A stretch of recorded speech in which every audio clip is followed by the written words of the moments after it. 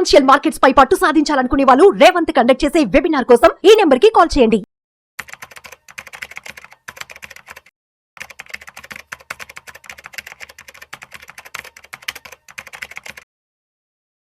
నమస్తే, నేను జీవి సత్యనారాయణ.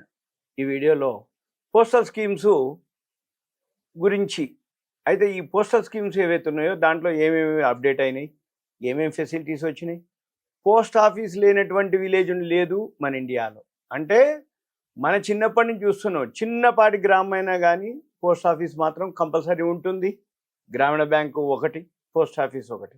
ఈ పోస్ట్ ఆఫీస్లో ఏవైతే స్కీమ్స్ ఉన్నాయో ఆదరణకి అంటే మాన్యువల్గా ఉండేది, ఇప్పుడు డిజిటల్ అయింది. అది ఏంటిదనేది చూద్దాం. అయితే ఏదైతే ఈ డిజిటల్ అయిందో దానికి సంబంధించిన వివరాలు, దీన్నే ఈకేవైసీ అంటారు. పేపర్ వర్క్ పని లేకుండా ఉంటుంది.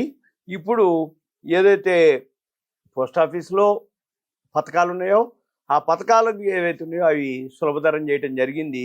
దీంట్లో ఏమేమి ఉన్నాయి అంటే మంత్లీ ఇన్కమ్ స్కీమ్.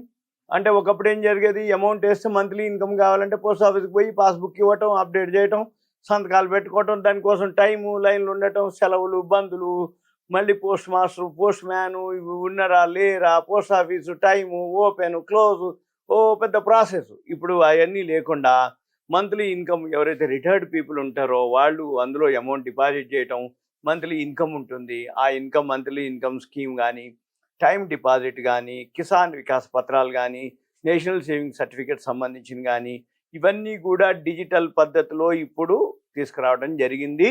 ఈ డిజిటల్ పద్ధతి ఏదైతే ఉందో ఆధార్ కేవైసీ అంటే బయోమెట్రిక్, మనం ఫింగర్ ప్రింట్ తోటి, ఆధార్ బయోమెట్రిక్ తోటి, కేవైసీ తోటి ఆయా ఏదైతే అకౌంట్స్ ఉన్నాయో ఇప్పుడు మనం అనుకునేవన్నీ కూడా ఖాతాలు తెరవచ్చు, రన్నింగ్ చేసుకోవచ్చు, దాన్ని అప్డేట్ చేసుకోవచ్చు. అయితే ఇక మనకి పేపర్ వర్క్ ఉండదు. దీనివల్ల ఏమవుతుంది, ఏదైతే విలేజెస్లో గ్రామాల్లో ఉన్న వాళ్ళకి పోస్ట్ ఆఫీస్ నుంచి ఏదైతే సదుపాయాలు ఉన్నాయో పోస్ట్ ఆఫీస్ని వాడుకోవటం కానీ, పోస్ట్ ఆఫీస్ని అంటే వాళ్ళకి మనకి అనమాట. అంటే నేషనలైజ్డ్ బ్యాంకులు కానీ అవన్నీ ఉండవు విలేజెస్లో, పోస్ట్ ఆఫీస్ మాత్రం కంపల్సరీ ఉంటుంది. కాబట్టి ఈ పోస్ట్ ఆఫీస్ స్కీమ్స్ ఏవైతే ఉన్నాయో ఈ జనవరి నుంచి, ఇప్పుడు మనం మేలో ఉన్నాం, జనవరి నుంచి ఈ కేవైసీ విధానాన్ని తపాలా శాఖ ఫాలో అవ్వటం జరిగింది. ఏప్రిల్ 24 అంటే లాస్ట్, ఇప్పుడు మనం మే 6వ తారీఖు, ఇది ఏప్రిల్ 24 నుంచి దీంట్లో monthly income scheme, time deposit scheme, Kisan Vikas పత్ర, నేషనల్ సేవింగ్ సర్టిఫికెట్లు ఇవన్నీ కూడా ఎక్స్పాన్షన్ చేయడం జరిగింది. అంటే సర్వీస్ పెంచడం జరిగింది. అయితే దీనికోసానికి ఈ మధ్య రెడీగా ఇప్పుడు సర్క్యులర్ ఒకటి జారీ చేయడం జరిగింది. అయితే ఎవరైతే విలేజెస్లో ఉంటారో వాళ్ళు ఈ పోస్ట్ ఆఫీసు ఏవైతే ఉంటాయో పోస్ట్ ఆఫీసులు, ఆ కార్యాలయాలకు వెళ్ళి ఈ కేవైసీ ఈజీగా అప్డేట్ చేసుకోవచ్చు, చేయొచ్చు అని చెప్పడం జరిగింది.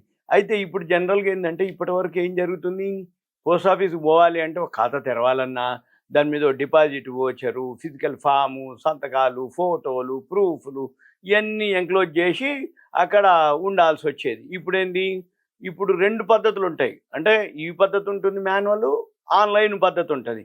అయితే ఇప్పుడు మనం ఆన్లైన్లో ఏదైతే ఉందో బయోమెట్రిక్ ఫింగర్ ప్రింట్ ద్వారానే మన అకౌంట్స్ అన్ని డీటెయిల్స్ అన్నీ కూడా అప్డేట్ చేస్తారు. అప్పుడు ఏమవుతుంది, మన పేరు అనుకోండి, ఏదైతే స్కీమ్ మనం కానీ ఆ డిపాజిట్ కానీ అవన్నీ కూడా దాంట్లో ఎంటర్ చేస్తారు. ఎంటర్ చేసినాక ఏమవుతుంది, మనది ఆధారు, పాను, అడ్రస్ ప్రూఫ్ ఇవన్నీ వెరిఫై అయిపోగానే వెమ్మటే బయోమెట్రిక్ మన డీటెయిల్స్ ఇవ్వగానే ఆటోమేటిక్గా మన యొక్క ట్రాన్సాక్షన్ పూర్తయిపోతుంది అనమాట. అప్పుడు ఏమవుతుంది, ఈ డిపాజిట్ ఫామ్ నింపటం, ఈ డిపాజిట్కి సంబంధించిన మాన్యువల్గా సంతకాలు ఇవన్నీ ఏమీ ఉండవు. అయితే ఇవన్నీ కూడా ఏం చేస్తారు, మన ఆధార్ ఏదైతే నెంబర్ ఉందో దాంట్లో తొలి అంటే ఫస్ట్ 8 నెంబర్లు కాకుండా వాళ్ళు మాస్క్ చేస్తారు, దాన్ని అంటే క్లోజ్ కనపడకుండా చేస్తారు.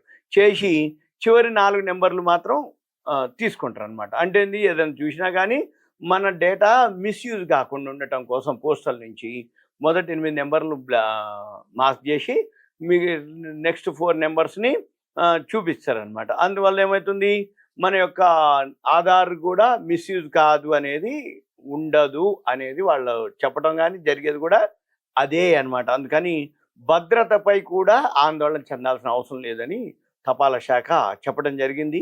ఇప్పుడు ఏదైతే ఉందో ఇది ఈ పోస్ట్ ఆఫీసు ఎవరైతే ఉంటారో ఆ స్కీమ్స్లో ఎవరైతే చేస్తున్నారో వాళ్ళంతా ఈకేవైసీ చేసుకొని డిజిటల్లో చేసుకొని ఆన్లైన్లో చేసుకోవచ్చు పోస్ట్ ఆఫీస్కి పోకుండానే.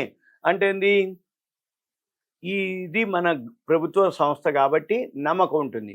ఎప్పుడైనా కానీ పోస్ట్ ఆఫీసులు కానీ ఏదైతే గవర్నమెంట్ బ్యాంకులు మనం డిపాజిట్ చేస్తాం, వీటన్నిటికీ ఏంది ప్రభుత్వ సెక్యూరిటీ ఉంటుంది. అంటే ఏంది, గవర్నమెంట్ బ్యాంకులకి reserve bank of India, reserve bank మన గవర్నమెంట్ది.